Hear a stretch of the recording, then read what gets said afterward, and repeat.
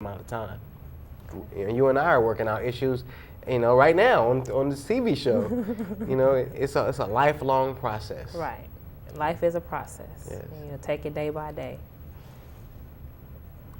So, just to ask, just to take it to this another level, ask some real questions, on a more mature level.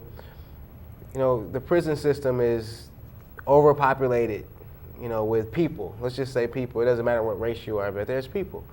And I would always ask the question to a woman, well, if your man got 20 years in jail, 10 years in jail, would you stay with him? We're married, so let's suppose this as a married couple. Mm-hmm. Would you, if I went to jail for 20 years, 10 years, would you stay down with me? Would you come visit me? What would you do? And after you answer that question, then I can tell you what I would want you to do. That's cute. Well, being that I dated someone that was gang affiliated, as I would say, and they were in and out of prison, and I have a lot of family members in and out of prison, everybody needs a support system. And their choices got them there. So because of their choices, they're in a different situation and they still need support.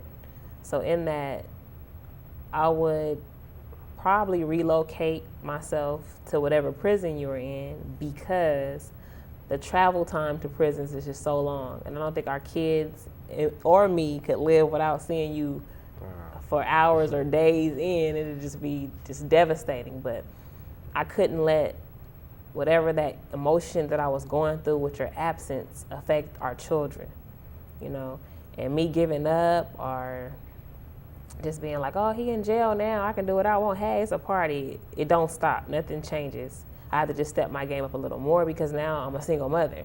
You're there, but you're not there.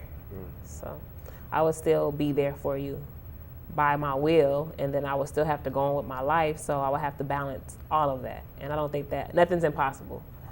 Barack Obama's president, so anything's possible. Wow. I mean, I know I got to be the luckiest man on the planet, just because how special and how great of a woman I look at you to be. And just to know that you would still handle everything that you wanted to handle, accomplish all your dreams, raise the children, and do all of that and still not forget about me. I mean, that's very tempting for me to say, I would want that, because I guess any person who is locked up would want the person they love and married to come see them and everything. But if we're talking about an extensive time, more than 10 years, I would, at this point, I would just want to just not be heard of, seen, talked to, any of that. I would just want to forget about the outside world, because it would be, going back to psychological, even for a grown man, it would be a psychological nightmare to have this beautiful woman who has all these qualities and two beautiful children outside that I can't be with, Right. So that's very selfish of me, but that's how I think I would internalize everything and just say, just stay away so I can do this time. The time's not doing me, so I can get it over with. And you do whatever you need to do. And if it's meant to be, then when I get out of here, I'll be back. But no one does anything alone. Yeah. So to say that, you still are not going to be alone, So that's just to say, okay, just forget about it. It's just not going to happen. Well, and I have a question for you. Do you believe in coincidences? Well, I don't believe in coincidence at all. If you want to go back to the God theory of God creating everything and knowing everything and being everywhere, omnipotence, I guess I would say I'm in agreement with that. So if that's the case, then there's no mistakes. Say I got my leg amputated. Say I was hospitalized for 7 years as a kid with kidney disease. Well, that's true. Yeah. Say I went blind and now I'm able to see a lot more than I could before. I just believe in miracles. I really do. I believe I'm a walking, talking miracle. And the circumstances of my life, up into every moment that I breathe, is a miracle. Just being here and being able to grow as a human being, as a spirit, and actually affect those around me in a positive way. I don't believe in coincidence. Everything happens for a reason. Now, you can take belief out of that. And once you take belief out of that, it doesn't matter whether I believe it or not. It still is. That's like 2 + 2, right? whether I believe that 2 + 2 is 4, it's still gonna be 4. Right. And that's how I look at the whole coincidence. Everything happens for a reason. No matter if I believe it or not, it's gonna be what it is. Exactly. So I got a question for you.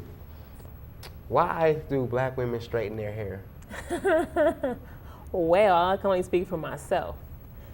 Mine is to manage it.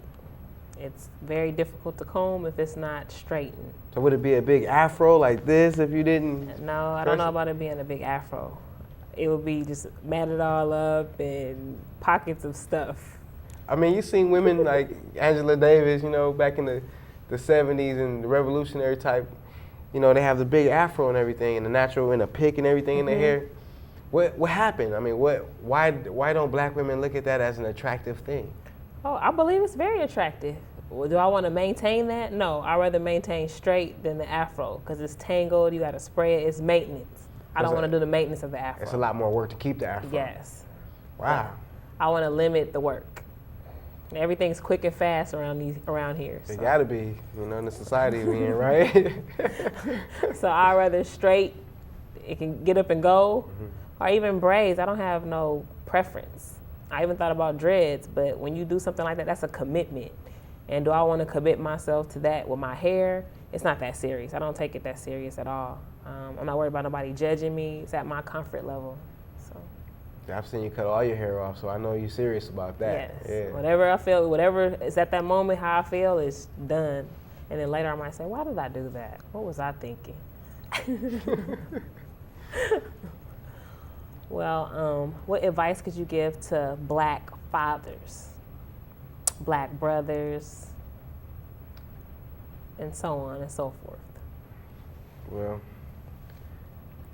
advice about, man, I can run my mouth all day about advice and things to talk about.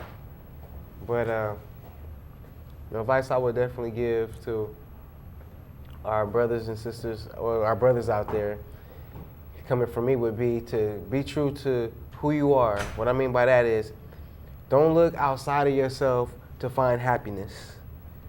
Don't look for that next object, that next thing, that next person to find happiness within inside yourself, because it's not going to happen. Happiness will come from you and you deciding on what you want and who you are. I would suggest meditation, from a minimum of 15 minutes a day. What is meditation? Like, I know what meditation is, but there's different levels of meditation. So what would you recommend for someone to do to meditate? Okay, if you're just starting off, or if you're a person who has a really short attention span and doesn't have a lot of time, I would recommend, there's all kind of products out there that help you get into a meditative state, whether it's CDs with headphones or just putting it into it and listening to it through your speakers. But finding a quiet place and finding a way to get in tune with yourself. All meditation is going within yourself and within your subconscious to find out what's really going on. Okay. Because a lot of time our actions don't even dictate what's going on inside of us, And I've only been meditating for a year and a half now. It's been about a year and a half, maybe a little bit more. And in that year and a half, I can't say that my life has gotten worse. And I can't say that my life has gotten better. But what I can say is I've gotten to know myself in ways that I didn't even think about before. Okay. So I would definitely suggest a meditation, going within yourself and start right. That's a great place to start, is with yourself. Well, since we both meditate, and I know the meditation that we do costs some money, what if the person doesn't have the finances to get the CDs or whatever? What do you recommend them do to sit in a quiet, still place? Because I love peace and quiet. If I just turn the TV off, just turn off everything in the house, and just being there by myself, I can go within myself. And I love to write. Writing is a key to life. I remember watching a story about the Orlando Magic player, Dwight Howard. I like him a lot. And he wrote that he was going to be the number one pick in the number draft. one pick in the draft. And that writing that he did as a child came to fruition because he was the number one pick in the draft. So I like to write when I'm emotional or just feeling good. If I'm in that meditative state, I can channel a lot of different things, a lot of gifts, and I write them down. So. I would definitely agree with the writing, especially with that word you said, emotional. writing when you're emotional is key, because if it's something you want to manifest, if you write it down while you're feeling very emotional, it will happen. That's how I met you. Right. I was going through a turbulent time in my life, and I took a pen and pad in my journal, and I began writing all the qualities I would want from my wife, down to the scar on your face and you having a son, where you lived, and all your characteristics. Even adding our birthdays up would add up to the same number. Right. I wrote a very specific list, and within 4 months, you showed up in my life, and it was just a miracle, really, another miracle, walking, talking miracle. So writing is very, very, very powerful. If you notice, a lot of the movies, popular movies, cult movies, they changed society. Yes. Because somebody took a typewriter or a word processor and they decided to write, and that changes the fabric of our society in a lot of different ways. A person who doesn't have a lot of money, how I would suggest them to get into the meditation, I mean, I'm assuming that they won't have a car then if they don't have a lot of money, but if you do have a car, go in your car or find any quiet place you can and just listen to your breath. Breathe. Try to hear yourself breathe. And if you can do that 15 minutes a day, you'll discover new things about yourself. And if you're addicted to anything or you have a eating problem or anything like that, you can overcome any issue through meditation. Okay, thank you. Well, I'm going to close with saying, believe in yourself. If you want it, you can have it. Go get it. And always stay in a space of love and light. Thank you, my husband, Terrence. Thank you. And I want to thank all my PYTs from the prior shows for helping me out, my guest, School Time Hip Hop, and everybody that helped make this happen. Tim back there working at the boards, I'm so thankful. And you won't see, this is not the last of me. Just because public access is not going to be available, I'm going to still be working. Missing in Action Productions, Mia Guillory. Thank you, and look for me.